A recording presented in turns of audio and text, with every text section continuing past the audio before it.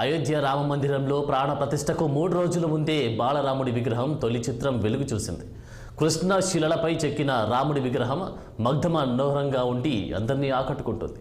ఈ విగ్రహంలో శ్రీరాముడు పద్మపీఠంపై చిరునవ్వులు చిందిస్తూ చేతిలో బంగారు విల్లు బాణం పట్టుకొని ఉన్న 5 ఏళ్ల బాలుడి రూపంలో దర్శనమిస్తున్నారు.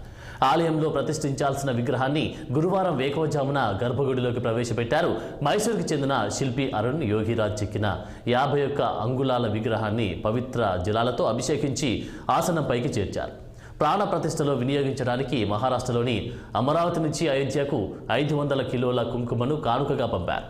కర్ణాటకలోని హంపి ప్రాంతంలో ఉన్న హనుమంతుడి జన్మస్థలం కిష్కింద నుంచి ప్రత్యేక రథం అయోధ్యకు చేరుకుంది.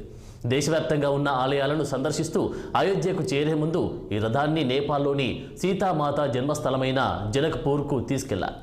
భక్తుల సందర్శనార్థం ఈ రథాన్ని సరయూ నది ఒడ్డున నిలిపి ఉంచారు.